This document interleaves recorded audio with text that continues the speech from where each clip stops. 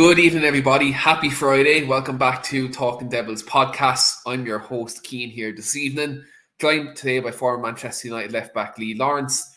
We're here today to talk all things Manchester United and most importantly, tomorrow's, can't believe I'm saying this, on the 3rd of October 2025, tomorrow's gargantuan fixture against Sunderland at Old Trafford.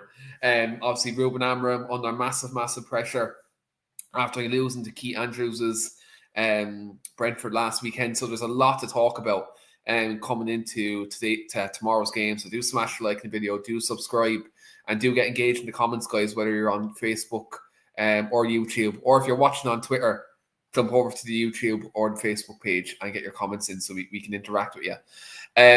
First of all, Lee, last week, obviously, me and Phil, we were optimistic that we could get 3 points against Brentford because obviously we had a good performance against Chelsea the week before. Talk to me about the Brentford game, man. What happened? Well, not much happened, mate. Not much for what excites me anyway, if I'm being honest. It's a bit mind-boggling, isn't it, being a Man United supporter at the minute. You know, it's I think the words inconsistency. You know, we're yet to get on a half decent run. You know, we do well against Chelsea. Man, there was a man down. I get that, but you know, we for a little bit of the game, but we looked like we was coming to a little bit. We just hope that kickstarts our season on. You'd like to think now with the signings that we've made and the money we've spent that you like to see your Brentfords, and obviously we're going to talk about Sunderland soon, but you like to them teams that you like to think that they become, you know, guaranteed 3 points. I think it's the hope what kills you in the end, really, isn't it? When, you know, it's undescribable, isn't it? At the moment, you know, with the money we've spent, like I've just said, and the players we've got, the individual talent that's on the pitch, you expect us to start coming together a little bit and start becoming a team what we hope that we can be. But just at this moment in time, mate, the inconsistency levels are absolutely massive. I do blame the manager. I've kind of not wanted to do that, you know, since he's been in. I've wanted to give him the benefit of the doubt. I just think now, personally, his time is really is treading on thin ice at the moment for me. He won't change his system. We know that he ain't going to do it. We know his system doesn't work with the players we've got. The substitutions he's making is absolutely blowing my mind at the moment. I mean, the commentator made a valid point. Why every single game he's changing the back three has got me beat, and bringing a defender on for a defender, which isn't going to do nothing.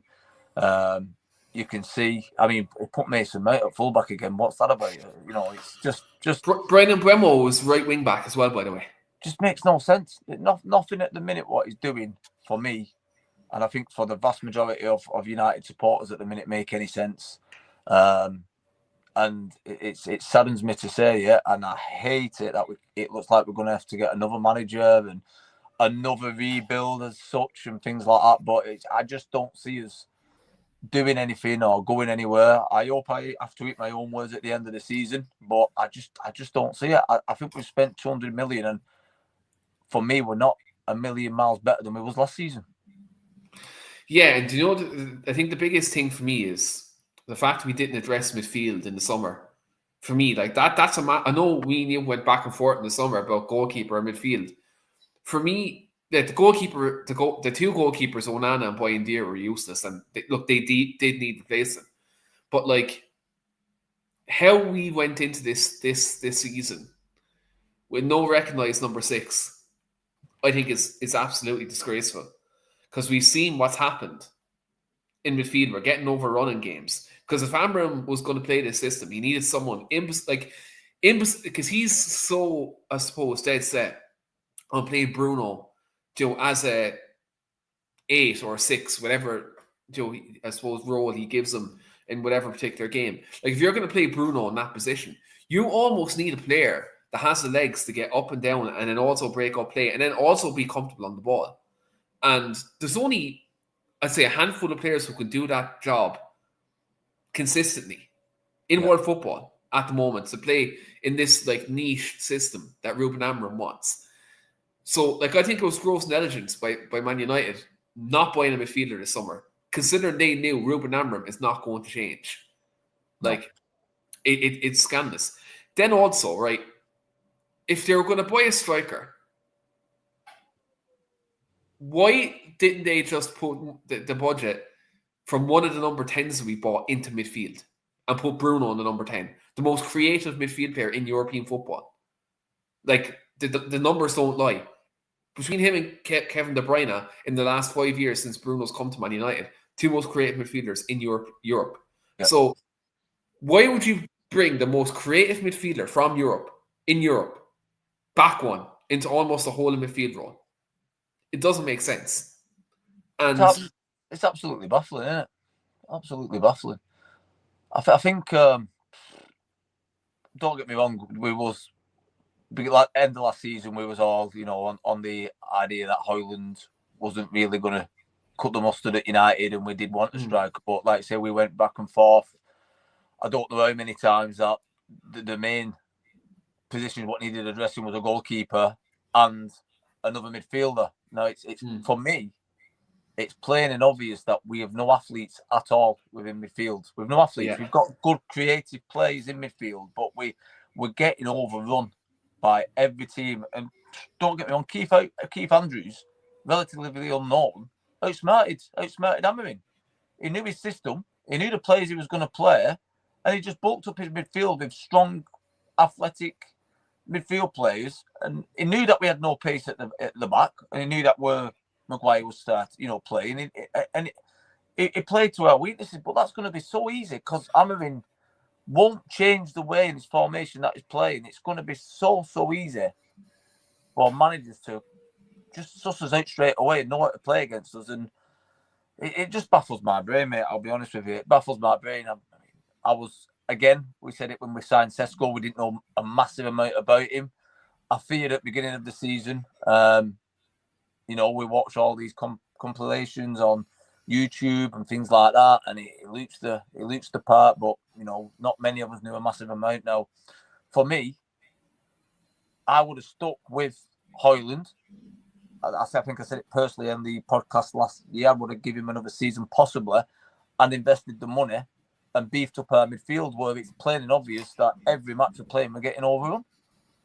Yeah, even like Robbie saying here, my blind neighbour knows the system. Like, I think the sad indictment for me is where Keane Andrews, who's most, like, no disrespect to my own country here, and I know there's a couple of Irish people watching here, so I'm not going to disrespect my country here in its entirety, right? But Keane Andrews' most prominent job in football, apart from being a set-piece coach, was being like the second coach for Ireland under Stephen Kenny, who's currently working in League of Ireland right now, right? And then Keane Andrews is now Brentford's manager.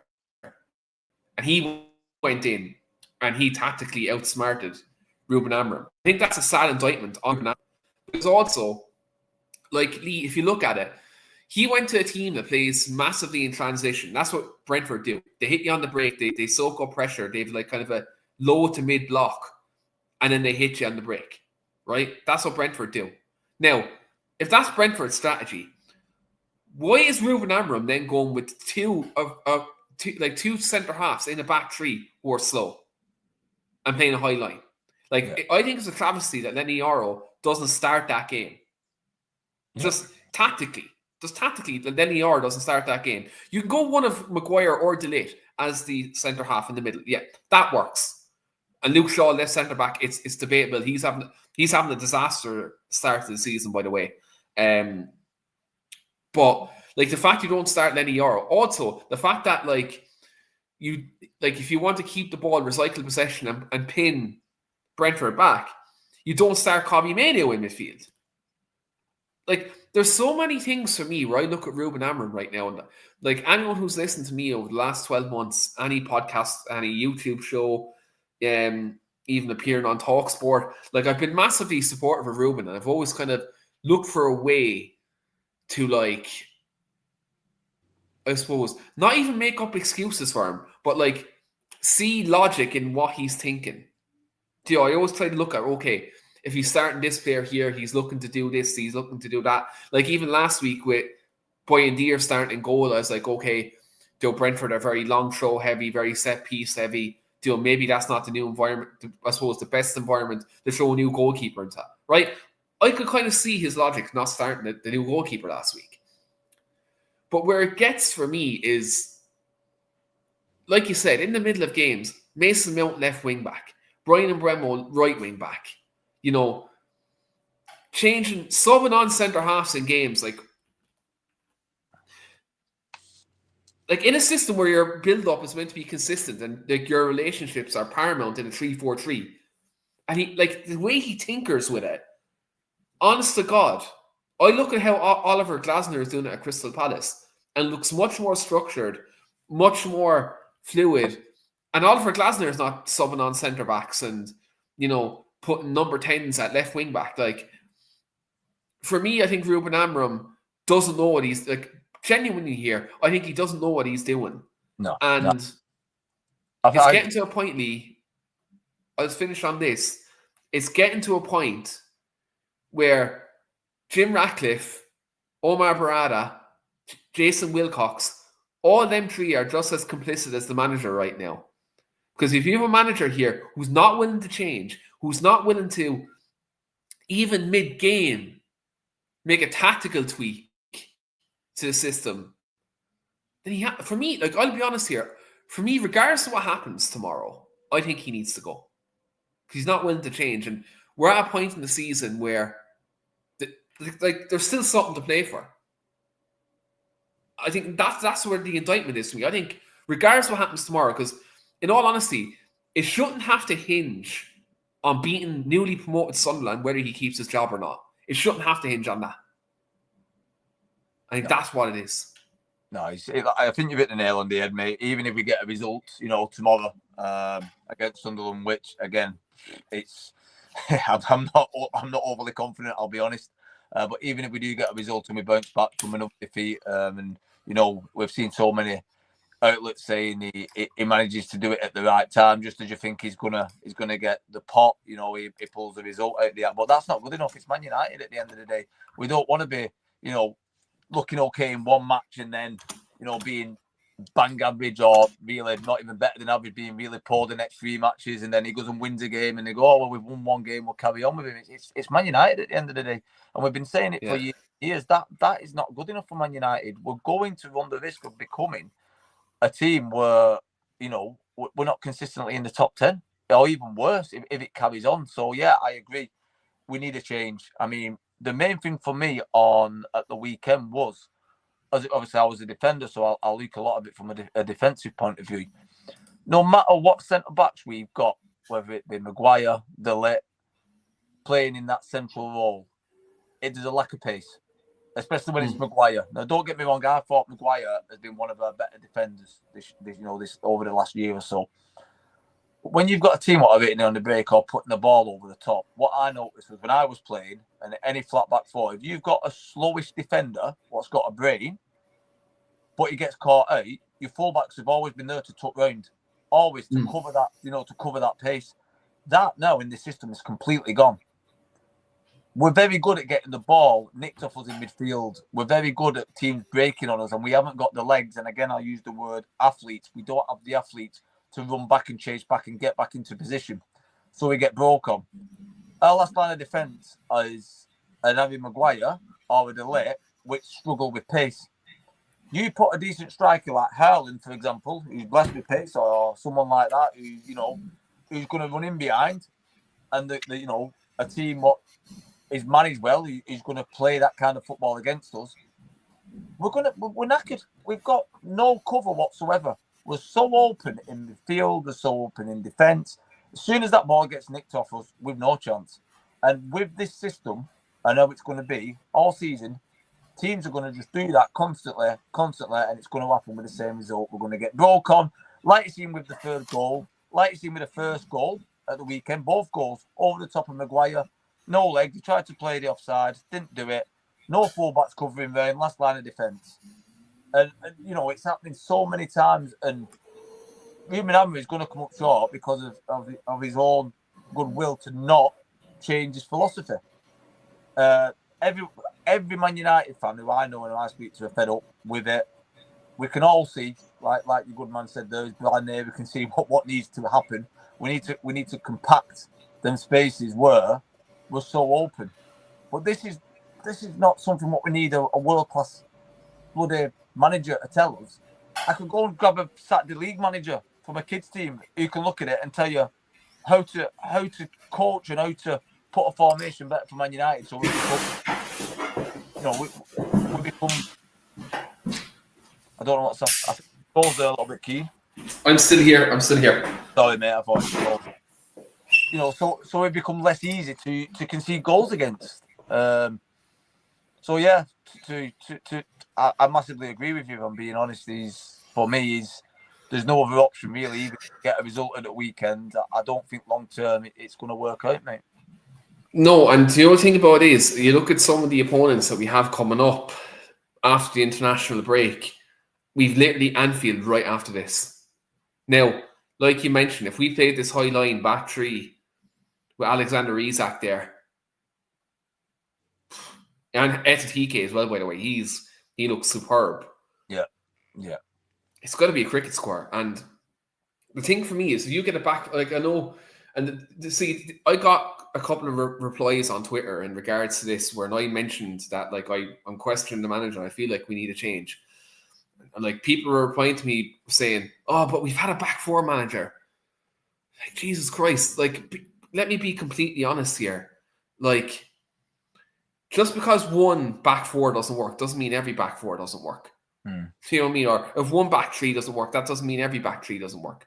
Like Conte won the league with a back three. Do you know what I mean? Antonio Conte done it. You know, there's times where Pep kind of switches to a three when City have possession. You know, like even roughly at times, Liverpool might be a three when Joe Van Dijk, Kanate, and let's say Kirkes might tuck in, or Andy Robertson would tuck in, then Frimpong would go forward. Do you know what I mean? Or back in the day, Trent would go forward. You know, with Liverpool. So like,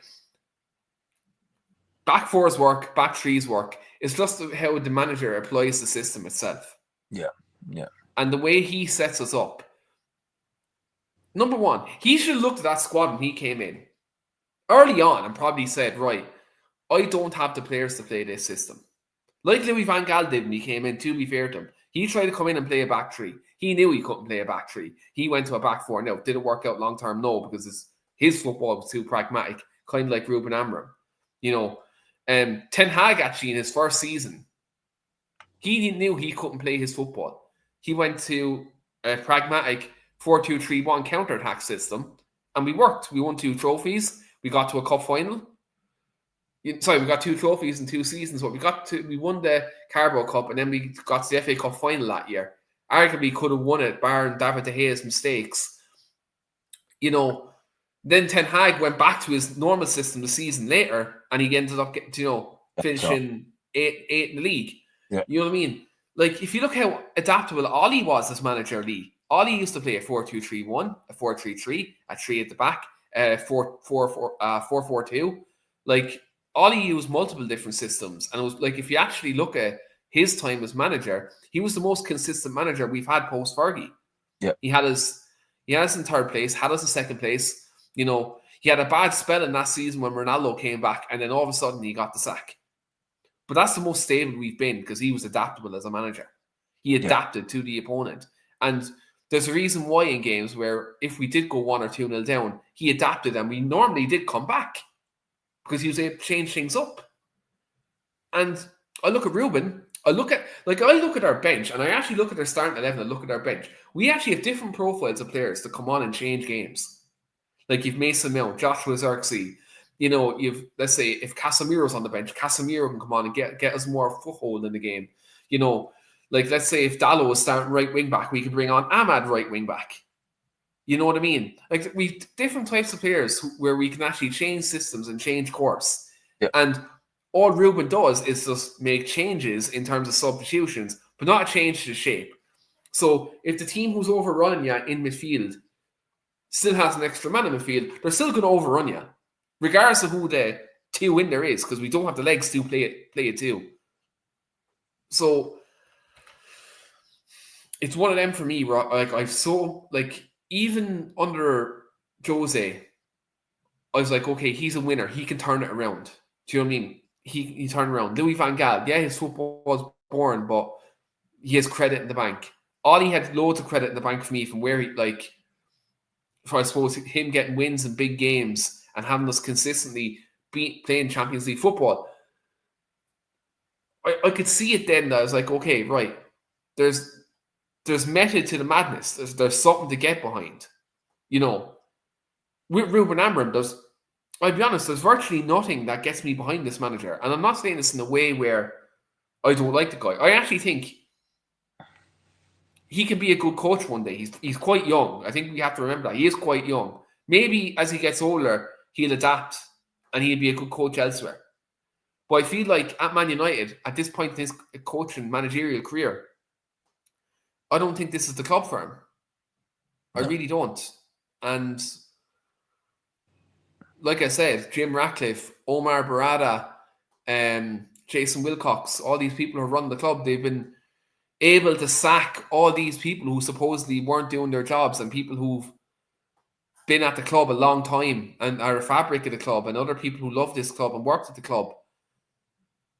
If they're able to sack these people who weren't Jim Ratcliffe appointments, by the way, who are people who are at the club a long time, if they're able to sack them people, why can't they get their ego in check, look at the decisions they've made wrong and say, like, okay, we're able to talk about other people's positions and decisions and they've made and we've deemed them to be wrong. Why can't they get their ego in check and be like, okay, we got this appointment wrong? Yeah, it's definitely an ego thing with them. Like you say, that they don't want to bring in a manager and after 12 months, it looked like Dave made the wrong decision and the fault be blamed on them. That's my opinion on it. I think they want to make it so it becomes the manager's fault, not the inadequacy of them bringing that manager in.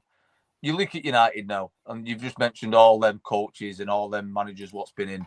But the only real consistency what we've had is that we've got worse and worse season upon season upon season.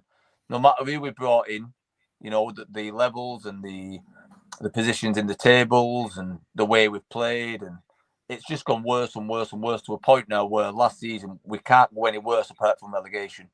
And the sad truth about it is, and I know it sounds absolutely laughable, but if we carry on doing what we're doing, we will end up in a relegation battle. There's no doubt about it. We will end up. We've got fantastic individuals, and don't get me wrong, we've given the manager a lot of grief on this podcast up to now, and rightly deserved, in my opinion. The individual players that we have, we've got World Cup winners in Casemiro. Granted, he's getting a little bit older now. Yeah. We brought in Mbeumo, we brought in Cunha, fantastic individual players. We brought in Sesko, one of the most wanted strikers in the world this season. We've managed to get him. The individual brilliance is there. The problem is, although the manager's not playing how he should be and letting them play their natural games, we've created so many. The only good thing for me is we're creating a lot more chances. Granted, we all know that we're creating a lot more chances. We ain't putting them away. With the goals to chances ratio, I don't know what it is, but we must be massively, massively off on that. We've started playing wing backs, like you say, as a back five. They're not wing backs. They're full backs at best. They get in decent positions, but the final ball's horrendous. The final ball from the wing backs is absolutely horrendous. Until the individuals can correct the mistakes and become a lot more consistent with the final ball and the finishing, the blame's got to be put on them too. You know what I mean? 60, 70, 80 million pounds we're playing for these players who aren't performing to the levels that they should be able to perform at. Half of it is the manager, but I do feel like the players do have to take a bit of responsibility too. Oh yeah, like they should be finishing the chances that they're creating. The manager can't prevent that, like in terms of like not putting the ball in the back of the net when you have the chance in the box. 100%. That's on the players. But your system needs to platform the players, I suppose, to not just be good going forward. It has to platform the players to be competent going back the way. Yeah. Do you know what I mean? Yeah. Like Alex Ferguson said it. To attack wins you games and defense wins you titles. Now, let's be quite frank here, we're nowhere near a title, any title. But attack might win you some games, but long term, your defense will win you something.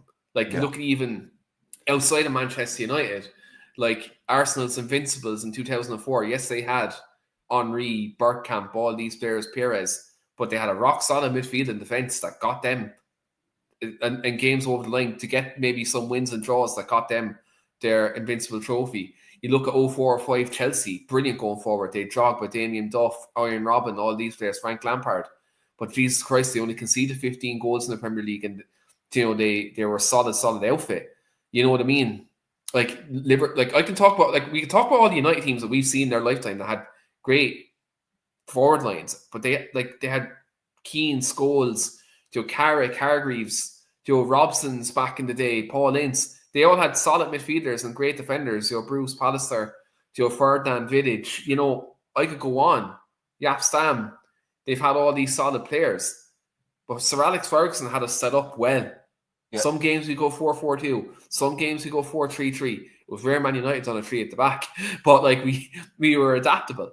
You look at other teams in the league. If you look at, I'll bring up one of the biggest underdogs stories. Like Leicester 2015-16 when they won the league.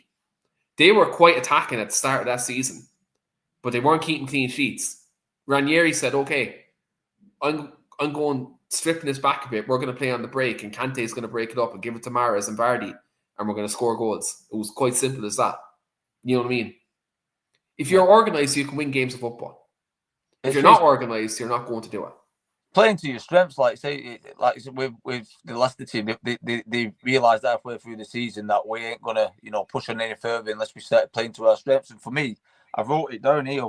I don't know why he won't adapt to even in-game management. So, for example, if they're breaking on us, let's flood our midfield and flood our back four. You know what I mean? Let's take it back and go on the counter attack again. You know what I mean? Do it as like an attack defensive thing. But it doesn't even want to do that. It just keeps it to the same formation, and like you mentioned earlier, the same players in the same positions. What they'll swap in week out, what won't affect how the game's going. And unless he changes that, mate, we're just going to be saying the same thing on the podcast week in, week out, which is the sad truth about it, really, isn't it? Yeah, and the only thing about it is for me is when you don't change the system, your patterns of play aren't going to change because you're saying there's such a rigid. Like you can take off the personnel, but even then, if you're bringing on the Mason Mount one is the one that gets me here, because you're bringing on a number 10 who's right-footed into a left wing back position where you're going to get him to play out there where he's going to be massively ineffective.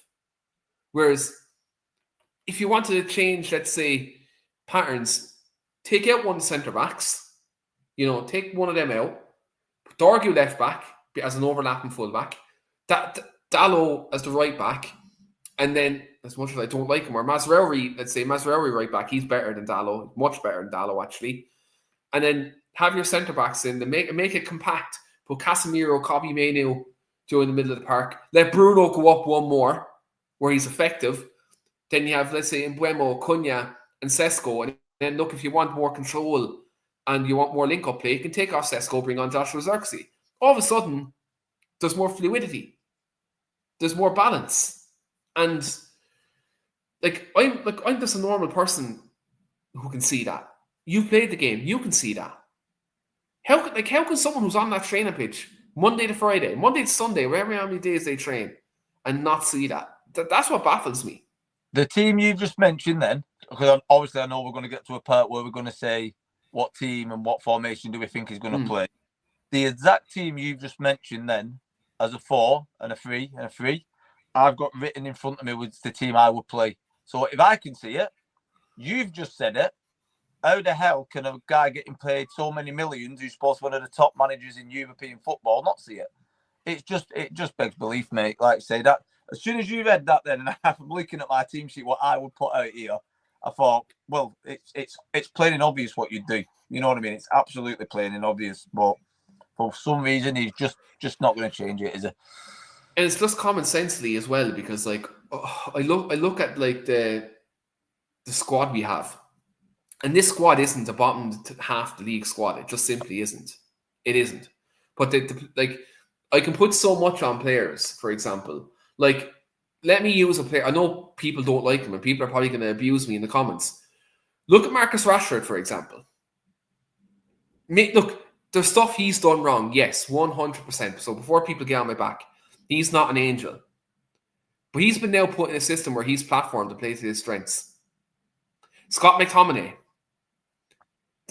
We've seen in his last season that he's a good goal scorer, right? That he's a good box crasher. He can get into the box and score goals. He was misused at United for, I'd say, 90% of his career at the club. Conte is like, I can see you're good in the box. I can see you've got them good traits. I'm going to platform you and put you there. You know what I mean? Yeah. The Rashford one for me, I'm absolutely gutted about in the way that I'm totally with the vast majority of fans. You know, he said things he shouldn't have said, and he went about things he shouldn't have gone about that way. I remember getting towards the middle of last season, and I think, or was it the season before? I don't know if it was with yourself or with Wayne.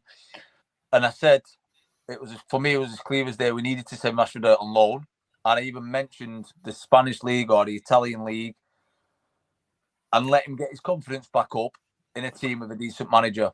And I said, it will be the best thing for United and the best thing for Rashford, because his confidence was on its arse. It was nothing, because you can. Rashford is a fantastic player. He's got all the ability in the world. There's no doubt in it. When his confidence is down, he struggles. He struggles massively. And I mentioned, if we could get him out on loan for half a season, get his mentality back to where it needs to be at a different country and in a different league, get him performing again, bring him back. I said he'd be a fantastic player. It'd be like having a new player again. And it's such a shame that he's had to go on the circumstances that he's had to go on. Because I do believe if he would have gone with the right attitude, he wouldn't have said the things he said. He wouldn't have been strolling around the pitch for the last season with his head down and not looking like he gives a crap about what's going on. I 100% believe we would have got like signing another 100 million player, and it's such a shame that it's had to basically fizzle out the way it is. I know he's still a United player at the end of the day, but I don't think there's a chance in hell of him coming back. You just can't. Definitely not. And also, I think like Barcelona's option for him is 26 million. Yeah, it's a no-brainer. It's an absolute no. So an absolute shame. And like I say, you mentioned McTominay, using McTominay as a 6. How many important goals did he step up and score for us when we needed him? You know, and look at what he's done at Napoli with his goals and his goal contributions, and he's obviously shown that we wasn't using him to the best of his ability. The other, you could probably argue that with Anthony, but I think that's just a league thing. I don't think the Premier League suited Anthony. Well, I think he's looking good in the Conference League, but Shamrock Rovers look decent in the look. That's no disrespect. Do you know what I mean? I don't buy it with Anthony. To be fair, I think, like I say, we've mentioned it before on the podcast about Veron. When Veron come to us, absolute world class player, unbelievable what he did on the training field. Just unfortunately couldn't do it in the Premier League. Did it in every other league he went to. I just think that's the case with Anthony. And other players, but I do believe the two you mentioned, Rashford and McTominay, you know, if we had them and used them properly, and had a confident Rashford and used McTominay in the right position, would be a much better team than what we are now. Yeah, and that's the thing. Like, imagine a front three of Rashford, Cunha, and Mbeumo. Jesus Christ, it'd be devastating. But never going to happen. Not unless someone's playing Football Manager or FIFA or something like that. It's not going to happen. Obviously, there's been talk this week about Ruben's future, and a couple of names have been, I suppose, mooted for the job. Obviously, Oliver Glasner has been linked. He's apparently open and would jump at the chance to manage United. I can't believe I'm saying this, but Gareth Southgate's been linked to the job. I think that would just destroy my soul if he manages this football club. It really would. I'd be ringing the ticket office. I think, and I'd be like, "Here, look, you can have my season ticket back." I think I'd be saying that quite quickly.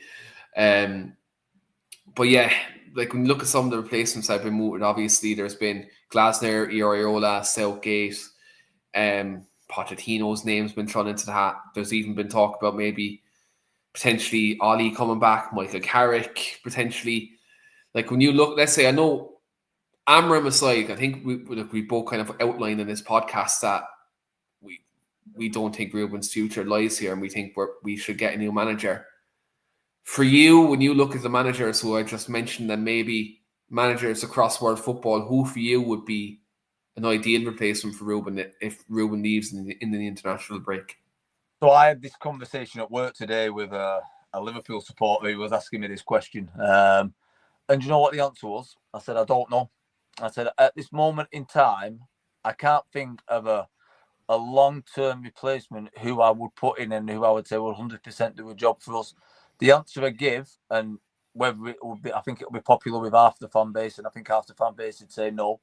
For me, if he was going to get rid of Ruben Amorim, I would bring Ollie back for the rest of the season. Oh, you're singing my song, yeah. I would 120% bring Ollie back until we can suss out who is going to be the right man.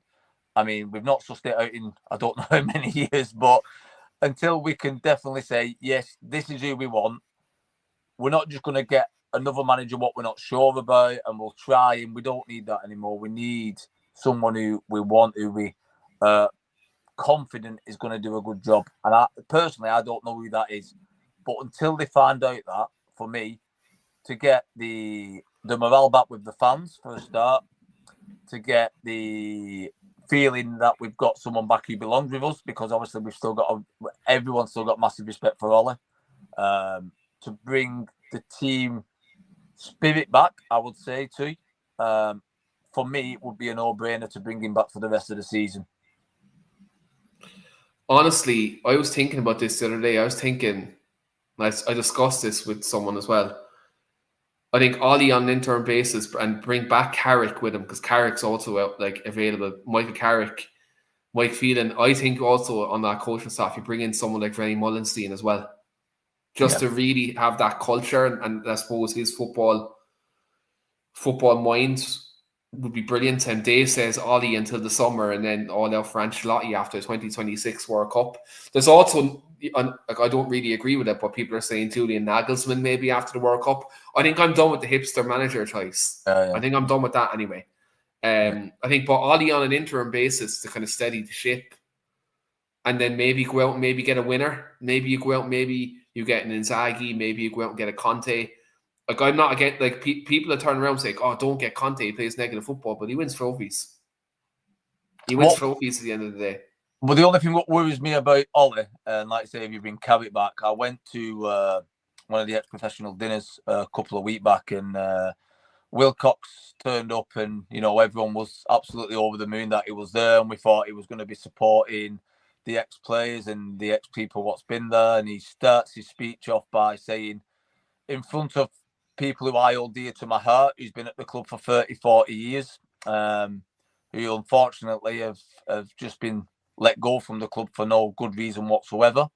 He starts off with the change was needed, the culture needed to change. It's been hard decisions, but the decisions were right.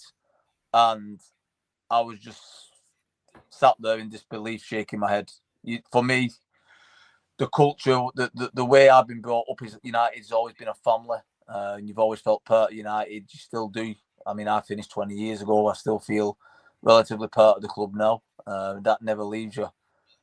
What I don't think will happen, because I believe that with what they said at that meeting and the dinner what we had, the mentality of them now is they want to get rid of that kind of, that kind of fundamental basis what United were built on, and go down a complete different path. That's the worry I have, that if they bring Ollie and Carrick and things like that back, I'm not sure with what he said at that dinner that they would actually do it. And it's a shame. I don't recognise the club like I used to anymore. I go back to dinners sometimes and it's completely changed. The ethos has changed. The way the club integrates from the first team down to the reserves, down to, the young lads. That's all changed now. I believe the academy train a completely different section than the first team do. They don't interact, and it's just the culture of the club for me has changed. And I don't think with the people higher up on the board, I don't think, because they've gone so far into getting rid of people what's been there and been, a big part of the club for so long. They've decided against that and to get rid of them, and I just don't see them backtracking on it and bringing people back. Yeah, it's a shame because I think Ollie on an interim basis would be great because I think it, like you said, I think the fans on the ground, it'd give the fans kind of, I suppose, more positivity, and I think the fans would be, I suppose, it'd be more atmospheric in Old Trafford. I think generally if Ollie was back, I think just from that alone, it'd be more atmospheric. I think he'd platform players like Cobby. I think he'd get obviously put Bruno back in his best position. You know, and I think he get, like Dave said there, he try, like I think his man management would, I think, help a lot of these players. Whereas I think Ruben Amorim was very like I see it in games, like you can probably tell me this, right? If you've seen your manager sitting down on the bench or sitting down on his chair and he has his head down while your player's taking a penalty or you're going into extra time and he's like, he looks stressed in a way where his head's down and his whole demeanour is very negative. How would you feel now if that was like Sir Alex or Rennie or any of the coaches who would have had at Man United? Well, for me, I'd feel inadequate. If I'm looking for my manager for inspiration or to, give me some advice and let me know what I need to do, or I'm looking at, even if it's not the manager, I'm looking at anywhere, to see what's happening, and you turn around and you see your manager with his head in his hands. For one, you're going to think, what the hell's going on? And then for two, you're going to feel like you're not good enough, and your confidence is going to drop massively. It's just when you see some of the things he does, it's beyond belief. He doesn't watch penalties, which is I've never known nothing like it. I've never known a manager turn away when they're having penalties. He barely even celebrates when we score a goal. Never mind that else.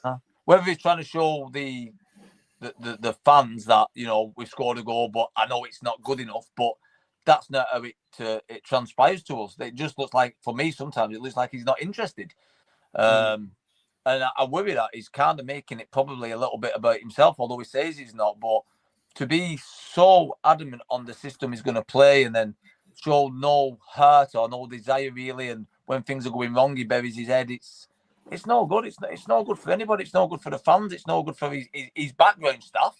For a start, he's on the bench there trying to help him out, and it's 100% no good for the players. Yeah, it doesn't instill confidence, and I think it creates his energy radiates then onto the pitch, onto the players, and ultimately, like, look again, the players aren't blamed this year, but I think, like, if you're the man you're meant to go to get inspiration from isn't, I suppose, giving you that extra 10%, then you're in trouble. But we will get to start 11 and score predictions.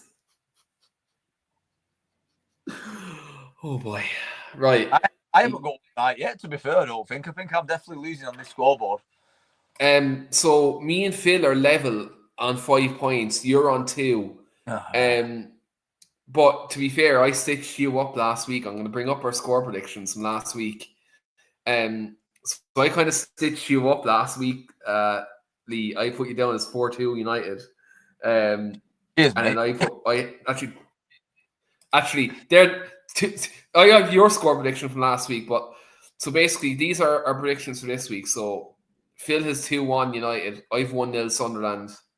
I don't think we're going to win tomorrow. I think it's going to be a very frustrating game. I think they're going to score from the set piece, whether that's Xhaka from a free kick or they're going to score from a corner. I think Sunderland are going to beat us.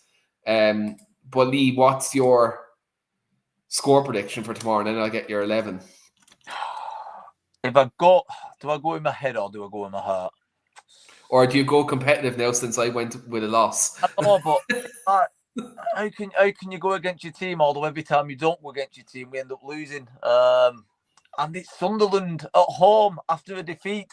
We should be bouncing back. I know I'm going to end up with no points. I know I am, and I know I'm going to end up with egg on my face. I'm going to go that we're going to, fingers crossed, 3-1 United.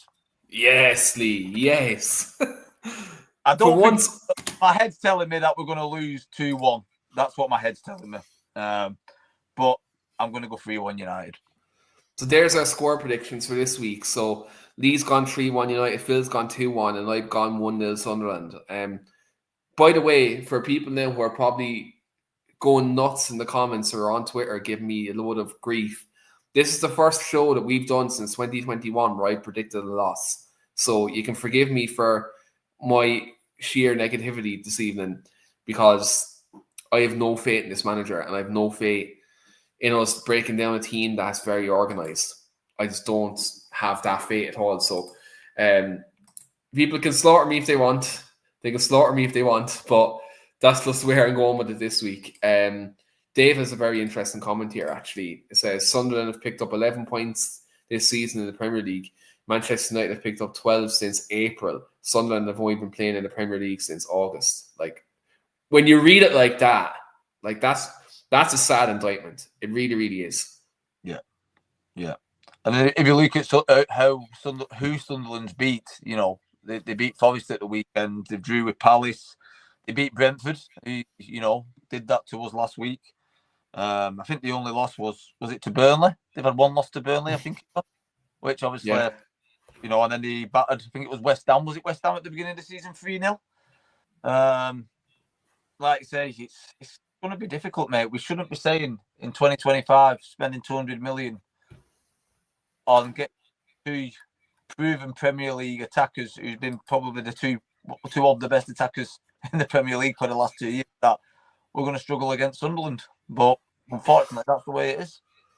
And Dave is in agreement with me. He says, so my point is Keane is more likely to win this week's prediction. I don't want to win this prediction. This is probably the 1 week I'm like, okay, I don't want to win this prediction, because then it means we lose to a newly promoted side at home. Like, but it's just the way it is. Lee, so with start 11 predictions, are you going to go with what Ruben's going to go with, or are you going to throw at me what you think Man United should go with tomorrow? I think you should do the latter. I can give you both. We'll do traditional. I'll go with what I think Ruben's going to go with. The only thing I'm not sure about is which keeper he goes with. I don't know whether does he carry on with Binder, or does he give Lemons his debut.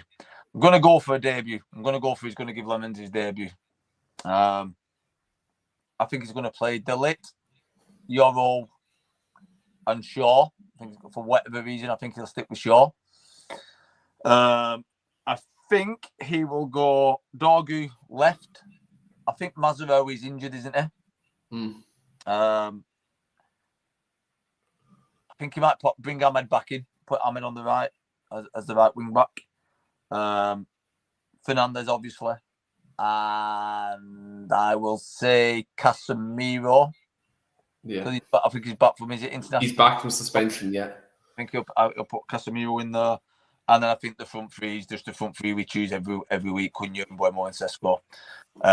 Definitely going to play Sesko because he got his first goal. I can't see why he would then, you know, put him on the bench. Drop him, yeah. So that's the team. I've got a feeling he'll play that team. He's going to play that formation. We know that. It's just, does he play Dallo on the right, or does he play Ahmad? I think he might bring Ahmad in. So that was the only other one which I was a bit unsure about. The team I would play against them would be Lemens in goal. I would have De Ligt, Yoro, Shaw, and it pains me to say it, but Diego Dallo at right back as a flat back four.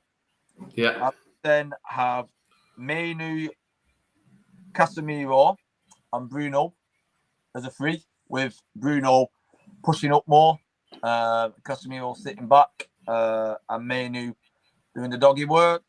And I would have this front three as Cunha and Mbeumo and Sesko. Yeah, I think that's the team I do. I do Lamens in goal. If Mazraoui is fit, I'd say him right back, but unfortunately not. So Diogo Dallo has to start. Then Lenny Yoro. I'd probably go Luke Shaw as the left back, because I think, again, delivery-wise, probably a better deliverer than Dorgu. And Dorgu's never really played as a left back in a back four either. So I think, look, that's just me. Maybe Dorgu could adapt under a better manager and become a good left back. I mean, who knows? Casemiro, Manu, then the same front three. That I think it's mad that we just say here off the top of our heads that we can pick that 11 and say that's what Man United should do. But the Man United manager who's getting paid millions a year doesn't look at that. And even you can do a different iteration of that. If people want to say Bruno's playing bad, you can put Mason Mount number 10. If people don't fancy Joe Sesko's holding up today, you can play Xerxes there. If you don't fancy Mbeumo right wing, you can put Ahmad there. Like it's so easy. You could drop a Cunha. You could drop a Cunha back in the middle of the park and bring Ahmad forward a little bit. I think Cunha could do a job there. I think Ahmad could probably do a job there. You know what I mean? There's so many ways in in-game management that you could change it to suit the opponent you're playing against, and he just doesn't do it. Yeah, he doesn't do it. And the thing for me is, I think it's getting to a point where I don't like coming on a podcast and saying I want a manager to lose his job. I hate that. I hate the fact I have to say that. But we're Manchester United Football Club at the end of the day, and being 14, 15, 16 in the league is simply unacceptable. It's unthinkable. Yeah. And like you said, you mentioned we spent 200 million in the summer. We should not be in this position in the table. And if this is any other job you're in, and if you're performing this badly after 2 years, after being given all these resources by your boss, all these tools and resources by your boss, normally you get the sack. Yeah. Unless that business you're working in just wants to hemorrhage money and just let you do what you want to do. But 9 times out of 10, if you're performing like that in any line of work, you're gone. And unfortunately, I don't see Ruben Amorim turning it around. And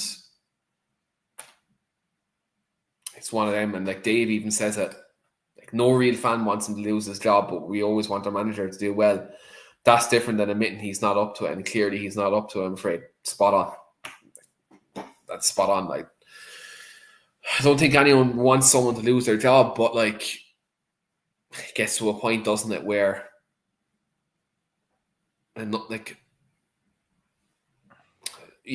I can't really explain it anymore, really, Lee. I think to sum it up, if we carry on with Amorim and he carries on playing the way he's playing in the formation he's playing, we've mentioned it earlier, we're in a relegation battle, mate. And that's the sad truth about it. If we don't adapt, we don't change and play to our strengths, we're in a relegation battle, mate. He made a statement at the end, the last game of the last season at Old Trafford. He told us good times were coming. The bad times have gone and the good times are coming, and it's all going to improve. At this moment in time, mate, apart from chances created, I ain't seen much improvement, if any. So, say as you will, he's put himself in the firing line with that statement. And the first 6 games we played, for me, very, very little improvement, mate. So, the sad truth about it is, if we do carry on, we'll be no better than we was last season. Yeah, that's good. It's going to be, for any non-Man United fans who watch this podcast, that'll be great for you. But for any Man United fans who do watch this podcast, could be a lot of pain. This season could literally be a lot of pain. Obviously, it's international break after this game, so this will be our last Premier League related podcast, Man United related podcast. Until then, we might do a show next week. We'll try to talk about something a bit more nostalgic next week. We'll have a chat in the group chat, and we'll come up with a good show concept next week for what we'll do during the international break. We'll do something about you and Phil's careers, and we'll talk about old games, something like that. We'll come up with something for next week's show. But yeah, subscribe on audio platforms as well. Obviously, Dave, Wayne, and Paul Parker will be back on the Monday, the Tactics podcast as well. And yeah, Dave mentions that our next preview podcast is the Scousers. Cheers, Dave. Cheers, Dave. Yeah, gets better. Yeah, just remind us of that. Lovely. And that's our next podcast, so do obviously check that out as well. And yeah, as I said, subscribe. We do appreciate your support. And as always, hopefully Man United do get the 3 points, but there's the hoping. Thanks, Lee, for coming on. We'll see you later.